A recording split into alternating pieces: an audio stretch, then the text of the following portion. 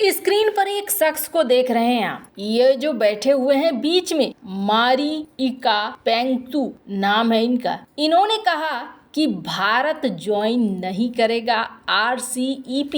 इन्होंने एक कारण भी बताया। तो वहीं दूसरी तरफ एक स्क्रीन पर आर्टिकल देखिए, आसियान देश ये कह रहा है कि भारत प्लीज RCEP को ज्वाइन कर लो। आखिर आसियान देशों को ऐसा क्या लग रहा है? क्या चाइना डाउन हो रहा है तो इन्हें एक हाथ चाहिए? जानेंगे भारत इसे ज्वाइन करेगा या नहीं करेगा। तो वहीं दूसरी तरफ भारत के शेयर मार्केट ने गजब का तहलका मचा दिया है। जानेंगे जियोपॉलिटिक्स में क्या कुछ चल रहा है। जानने को आपको बहुत कुछ मिलेगा। आइए जानते हैं इन खबरों को विस्तार से। स्क्रीन पर एक आर्टिकल देख रहे हैं। इस वक्त दुनिया भर के शेयर मार्केट की हालत बहुत खराब है और ये कंडीशन क्यों पैदा हुई है ये किसी से छिपा हुआ नहीं है। इस कंडीशन की सबसे बड़ी वजह है रूस यूक्रेन का युद्ध और रूस यूक्रेन के युद्ध के बाद इजराइल हमास का युद्ध। ऑयल को लेकर रूस और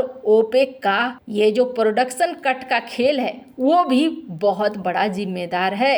पर राइटर की इस खबर के अनुसार ऐसा माना जा रहा है कि 2024 में ग्लोबल स्टॉक के इंडेक्स की बात करें तो कहा जा रहा है कि ठीक ठाक बढ़ेगा, लेकिन बहुत अच्छा नहीं माना जा रहा है कि शेयर मार्केट में कुछ अच्छा या कुछ बड़ा खास देखने को नहीं मिलने वाला है। पर इन सब के बीच में भारत के लिए ये खबर एकदम से उल्टी दिखाई दे रही है। स्क्रीन पर वियोन की इस रिपोर्ट को देख सकते हैं। कहा जा रहा है कि भारत का स्टॉक मार्केट ये अपने सारे रिकॉर्ड तोड़कर हाई में जाने वाली है, यानी उच्चतम होगी। 2024 के लिए जो मार्केट के लिए भविष्यवाणियां की गई है उस भविष्यवाणी में कहा जा रहा है कि 2024 के एंड तक भारत का शेयर मार्केट 10% तक बढ़ चुका होगा। वैसे आपको बता दें इस वक्त 3% की डिप आई हुई है, लेकिन इसके बावजूद कहा जा रहा है कि इस साल भारत का शेयर मार्केट करीब 8% तक अप ही रहा है, जबकि दुनिया भर में कई सारी चीजें अनिश्चित रही हैं। फिर भी स्क्रीन पर आप एक कटिंग देख सकते हैं। कहा जा रहा है कि 2024 में भी कुछ इसी तरीके से देखने को मिलेगा और ये हमारा रिकॉर्ड होगा। आने वाले समय में, आने वाले नेक्स्ट 6 महीने के अंदर हमारे स्टॉक मार्केट में एक रिकॉर्ड देखने को मिलेगा। ये 90% एनालिस्ट इसी तरीके का कॉन्फिडेंस जाहिर कर रहे हैं भारत के मार्केट को लेकर। अब सवाल उठता है कि आखिर भारत के मार्केट को लेकर एनालिस्ट इतने कॉन्फिडेंस से, इतने आत्मविश्वास में बोल रहे हैं, तो इनके पीछे कारण क्या है? तो बताया जा रहा है जो स्टॉक मार्केट के एक्सपर्ट हैं उनके द्वारा किया जा रहा है, जो अभी ट्रेंड चल रहा है वो ट्रेंड बता रहा है कि भारत का स्टॉक मार्केट डूबने वाला नहीं है, बल्कि ये और भी ज्यादा अप जाने वाला है, क्योंकि यहाँ इन्वेस्टर्स की संख्या बढ़ती जा रही है। बताया गया कि एक समय म्यूचुअल फंड $60 मिलियन से, एक समय जो म्यूचुअल फंड अकाउंट्स थे वो 60 मिलियन थे 2016 में, और इस वर्ष जो म्यूचुअल फंड अकाउंट है वो करीब 150 मिलियन है। यानी कहने का अर्थ है कि भारत के अंदर जो यंग जनरेशन है वो इन्वेस्ट कर रही है भारत के स्टॉक मार्केट में भी। इसलिए कहा जा रहा है कि ये 2024 में या आने वाले 6 महीने में बहुत ही अच्छा रूप दिखलाएगी। खैर, जहां एक तरफ ये सब कुछ हो रहा है तो वहीं दूसरी तरफ क्या है RCEP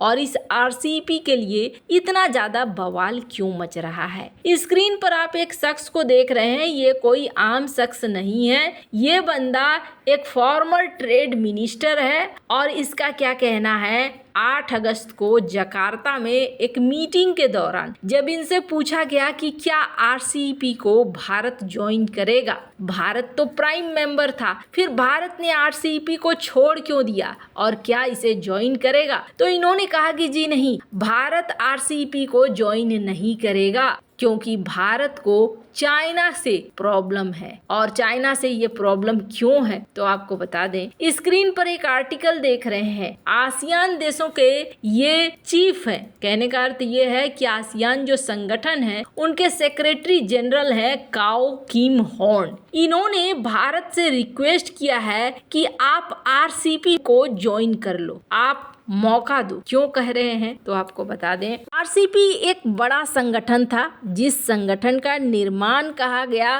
कि चाइना के द्वारा किया गया, और इस आरसीपी में खास तौर पे टारगेट किया गया बड़े बड़े देशों को, ऐसे बड़े देशों को जिनका मार्केट काफी बड़ा हो। चाइना ने यहाँ एंट्री ले लिया। चाइना ने एंट्री लेने के बाद भारत को भी इसमें शामिल कर लिया। आप समझिए कि आरसीपी में 15 देश हैं और 15 देश 2.3 बिलियन, दुनिया की जनसंख्या का 30%, ये एक बहुत बड़ा नंबर है, और दुनिया की जीडीपी का 30%। इतने सारे देशों ने इकट्ठा आने का फैसला किया और इतने सारे देशों ने फैसला किया कि हम एक ऐसा संगठन बनाएंगे जिस संगठन में Australia, China, Indonesia, Japan, south Korea भी होगा, और यहाँ पर हम व्यापार को लेकर कई सारी छूट हम देंगे। और व्यापार को लेकर किस तरीके की छूट? माना गया कि यहाँ पर 90% तक जो टैक्स लगाए जाते हैं वो टैक्स नहीं लगाया जाएगा।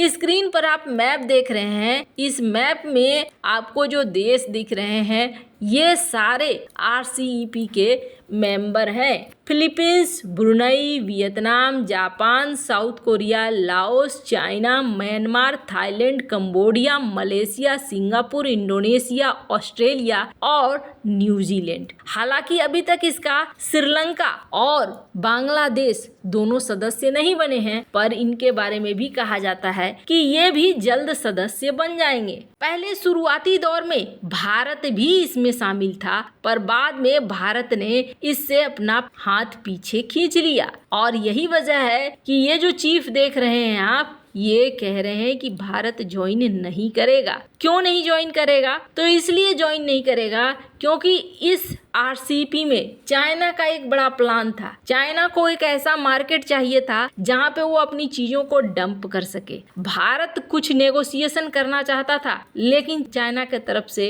ये संभव नहीं दिख रहा था। तो फिर भारत अपना मार्केट क्या चाइना के सामानों के लिए खुला छोड़ देता कि आओ और हमारे यहाँ भर दो। यही वजह है कि भारत ने आरसीईपी से निकलने में ही भलाई समझी और भारत इस प्रोजेक्ट से निकल गया। पर अब कंबोडिया चाहता है, चूंकि चाइना के अंदर गड़बड़ चल रही है, तो कंबोडिया चाहता है, यानी कि ये आसियान के चीफ चाहते हैं कि भारत इसमें शामिल हो जाए ताकि भारत के बड़े मार्केट का एक्सेस मिल जाए इन्हें। वैसे आपको क्या लगता है, भारत को क्या करना चाहिए? कमेंट कर अपनी राय जरूर बताएं। जल्द मिलते हैं अगले वीडियो में नई खबर के साथ।